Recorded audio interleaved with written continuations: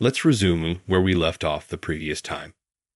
Before I knew it, Hut had been behind me, removing the coffee cup from my grasp and giving me a tearful look. My heart pounded. That night was the beginning of all that had happened with her. Robert. Thompson. Robert. My name was called just as I was ready to settle into the couch in the waiting area. The tone of the voice seemed a little abrupt. Was it because I didn't arrive at my appointed time? I didn't want to be late, really. I informed them ahead of time that I would be leaving promptly due to a dentist appointment. Nonetheless, I was delayed by my manager, Amy. This is something she always does on purpose. Damn you, Amy, that female boss. The dentist was examining my x-ray angrily when I hurried into the examination room.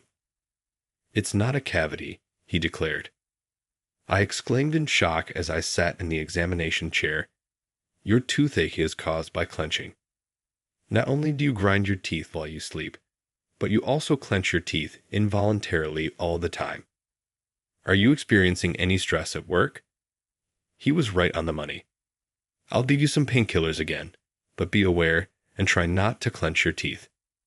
I was taken aback. Humans have a tendency to clench their teeth when they are under stress, and doing so repeatedly can make them hurt. Amy, my female supervisor, is the main source of my stress. After all, she believes that a subordinate's mistakes are their own, but their successes are hers.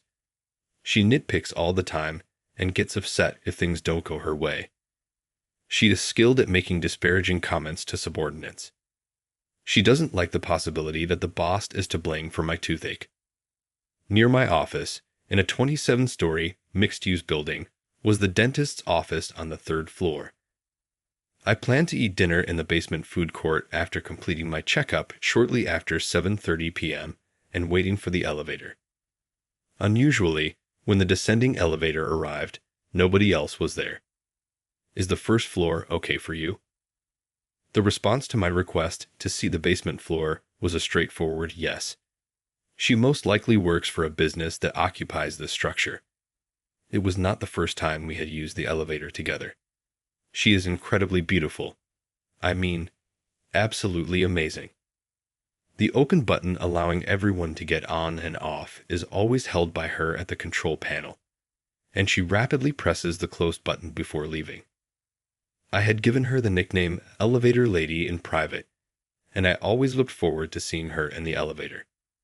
However, I never thought I would see her again after seeing the dentist and spend some time with her alone. I found myself wishing the elevator would just stop for some reason when suddenly I felt a strong jolt from below. It's an earthquake. The elevator actually stopped. The lights went out and the emergency lights turned on at the same time. My right arm was suddenly yanked tight. She, in her shock, had grabbed onto my bicep with both her hands. I was frozen, unable to move, just standing there. It felt like a long time, but in reality, it was only a few seconds, maybe several.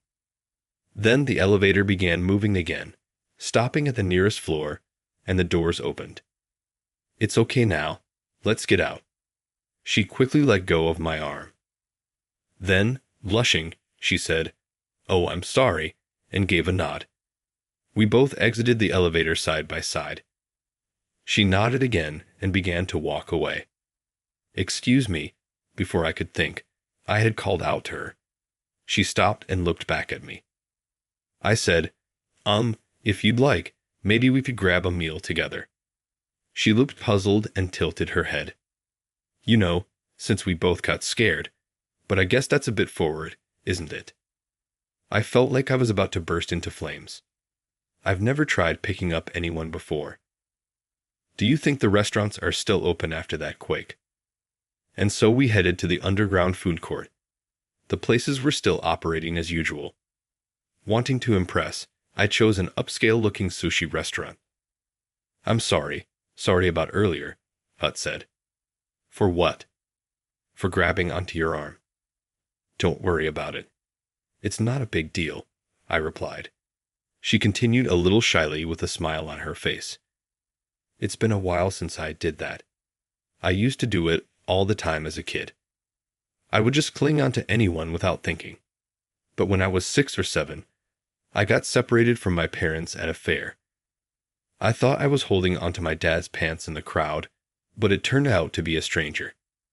So you got lost because of that? I asked. Yes, it was a college-aged guy. He took me to a lost children's area and stayed with me until my parents came. I clung to his arm the whole time. I started to say, "You must have been." But I caught my words, hinting that she must have been adorable. My dad scolded me a lot afterward, she continued. He said grabbing people's arms like that is a sign of being spoiled. Don't rely on others. Stand on your own 2 feet, he told me. And that's when I tried to break the habit of clinging to people. So was today the first time since then? I asked, curious. Who knows? She playfully responded. But anyway, I'm glad I wasn't alone. She smiled warmly. After that, the conversation drifted to a recent visit to the dentist because of a toothache that wasn't the cavity. We also talked about our work, must definitely be because of our bosses. Before I realized it, I was talking more than I usually did. It's not just my current boss. Ever since I was born, there's always been a woman in a position above me. My sisters are 5 and 3 years older than me. Throughout elementary, middle, and high school, all my teachers were women. Even at my part-time jobs, all my bosses have been women. Are you afraid of women or something? No, I don't see it that way. It's just that. Just what? Back in my school days, I had this female friend. She'd often invite me out to drink and stuff.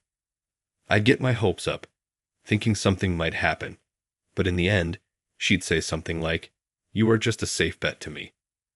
She listened to my light-hearted story with a smile on her face. Every once in a while, she'd brush her hair behind her ear with her right hand. I noticed a small mole on the back of her hand, right around where the base of her thumb is. Are you sure you're okay with it? She had suggested splitting the bill, but I declined, saying, I was the one who invited you. We had forgotten to even exchange names.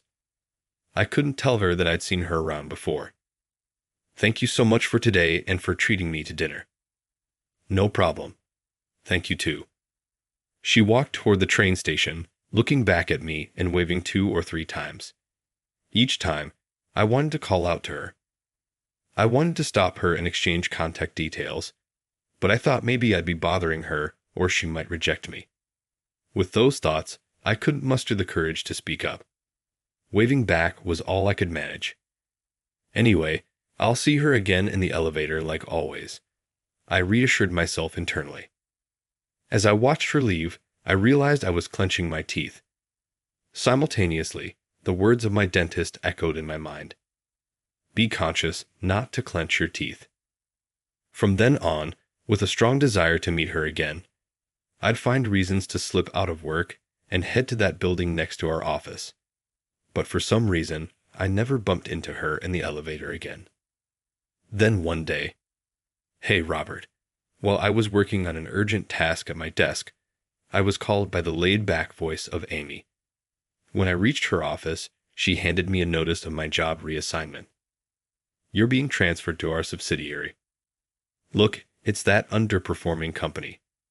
Being sent to such a low-level company, I really feel for you. But maybe it's just right for someone like you. Anyway, use that little brain of yours and make sure the handover is smooth. My successor was a man from the department next to mine. Newly hired, mid-career, when the handover process began, he was quick to grasp things and had a pleasant demeanor. He was also fairly well received by our clients. My only concern was that he seemed a bit timid. 2 weeks later, I started at the subsidiary. The commute took about 20 minutes longer than before, but it was manageable. However, because I was unfamiliar with the train line, I barely made it on time that day. Panting, I rushed into the building's elevator. Our office was on the 7th floor. As I reached to press the elevator button for the 7th floor, I noticed the light for that floor was already lit. Go into the 7th floor. I was addressed by a woman standing in front of the control panel. I replied with a nod and looked up at her. What? Why? It was her, the woman from that night of the earthquake. It was a small building. Each floor was occupied by just one company. I've been working for the company on this floor for about a month now. Oh, really? Are you Robert by any chance? Yes. I had heard someone was being sent here from the parent company. I finally understood the situation from what she said. For a moment, I was taken aback. Could such a coincidence really happen? I'm Emily, the head of Sales Division 1, Team 3 at your new assignment. Unbelievable. She was my new boss. I later found out that the company I was transferred to had business dealings with the company she had worked for until a month ago. Her previous company was a small one, just a tad bigger than a sole proprietorship. The owner of that company had gotten old and decided to shut it down, so my new company recognized her talents and recruited her. After the elevator reached the 7th floor, she pressed the close button and motioned for me to exit first. Feeling a bit embarrassed, I caught her giving me a warm smile. Thus began my new chapter in life, but our relationship remained strictly professional. Then one day, she uncharacteristically raised her voice on the phone, saying things like, "That's why it's impossible. At the very least, you need to go through a charter before handing up." I'd approached her with some documents I needed to submit and asked, "Is everything okay?" "No, it's nothing major. I'm sorry for raising my voice." She was clearly flustered. I was curious, but I didn't press for the details and left her office. At that moment, my phone buzzed in my pocket. It was a call from a colleague in my old department. I stepped out into the hallway to answer. "Yes, this is Rob." Hey, we've got a situation here." Despite saying it was serious, that voice sounded oddly amused. "Weren't you having a phone dispute over there just now?" Yeah, kind of. The B called that guy Jack.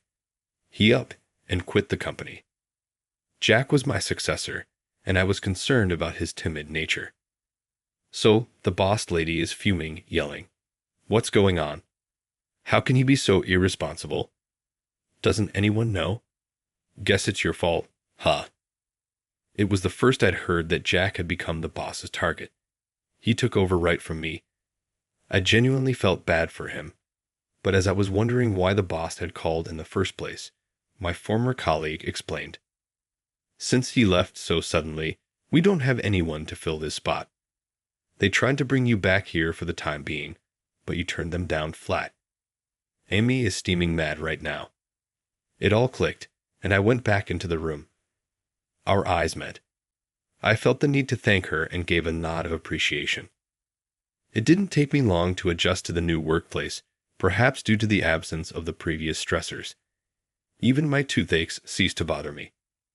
Most importantly, work became fun. Of course, seeing Emily at work was a highlight, and she truly was a catch. Always efficient at her job and providing clear instructions to us, her subordinates. Yet, she never acted arrogant, a stark contrast to that bossy lady back at my old place. The vulnerable image I had of her from that night of the earthquake was nowhere to be found. My secret feelings for her only grew, but I thought they were just unattainable dreams. However, oh my, wallet. On my way home from work and about to hop on the subway, I realized I forgot my wallet at the office. In a rush, I headed back to the company to find Emily there alone, elbows on the desk, and her head cradled in her hands. "You're still here?" I asked. "Oh yeah, just lost in thought," she replied. "What brings you back?" "Robert left my wallet," I said. "I see." I grabbed my forgotten wallet from the drawer and asked her if she was leaving soon. Maybe I should wait up. "Let's head out together." With that, the two of us got in the elevator. "I hope it doesn't get stuck again," she murmured, looking up at the elevator's floor indicator. When I turned to her, she was already looking at me. "Is it okay?" I wasn't sure what she meant by okay. The next moment, she suddenly gripped my arm tightly, much like that night of the earthquake. But this time, even after we stepped out of the elevator and began walking, she didn't let go of my arm.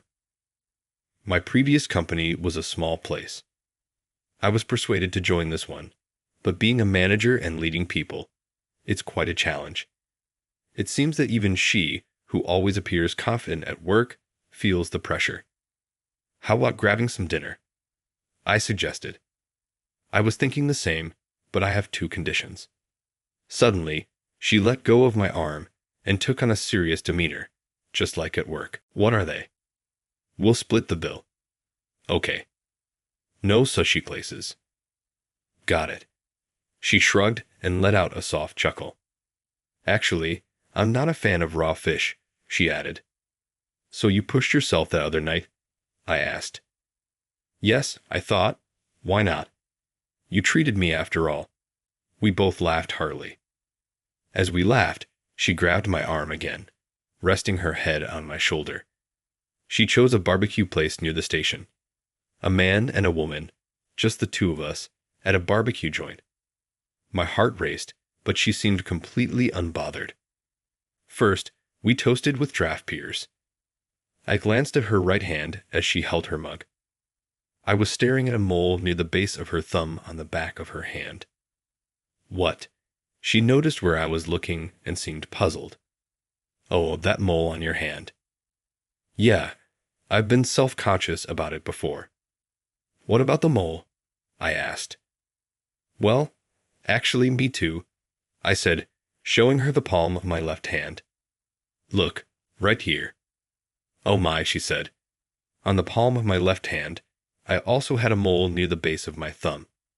She laid her right hand over my extended left one. It's a perfect match, almost the same spot, she said, playfully looking at our overlapping hands. Matching the lines of our palms. It's like fate or something. She made a cheeky face, sticking out her tongue. And so we began dating. Of course, we never mixed our personal and professional lives. However, our colleagues seemed to have had an inkling about us. Then, about a year and a half later, an unexpected announcement was made. Firstly, the head of the department I was previously in, Manager Williams, was removed from her position. The HR department, concerned about the high turnover rate of employees under her direct supervision, conducted interviews and found out about Amy's arrogant behavior. She was removed from her director position and relegated to a less significant role. Then Emily was chosen as her successor, transferring from a subsidiary. It was truly a promotion for her. I was chosen to fill Emily's previous role. From tomorrow, we'll be in different departments at work, she said. We can't help it. Anyway, let's pick up from where we left off the other day. Here now, why not? She smiled mischievously. I couldn't suppress the bubbling feelings anymore. Once she sets her mind on something, she won't listen. She took the coffee cup from my hand. I extended my now empty left hand towards her. She placed her right hand over mine. Our palm lines match. It's like fate, I said, just as the toaster dinged. That's it for now. The toast is ready, she said. Darn. She and I took turns cooking that day. It was my turn to prepare breakfast, so I was in the kitchen. We had started living together, by the way. The reason we were moved to separate departments is that it's the company's policy that married couples can't be in the same department. Yes, we were newlyweds, fresh into our marriage. Let's continue from where we left off, she said, calling my attention. My beloved Emily was repeatedly trying to get my attention. Naturally, I presented the palm of my left hand in front of her. Then Emily playfully slapped it away. What's the matter? Still half asleep. It was Emily's voice that made me realize I had dozed off and had been dreaming of our newlywed days. The sensation of Emily's hand tapping mine brought me back to reality. About the other day, I mumbled, and Emily picked up on it. She gently placed her right hand over my left. Look at us. We've changed, haven't we? She looked at her hand with wrinkles and smiled. We've been married for almost 20 years now. Oh, found another gray hair, she said, continuing. Saying that, she began plucking out my gray hairs. It had been just 3 days since she found the first gray hairs.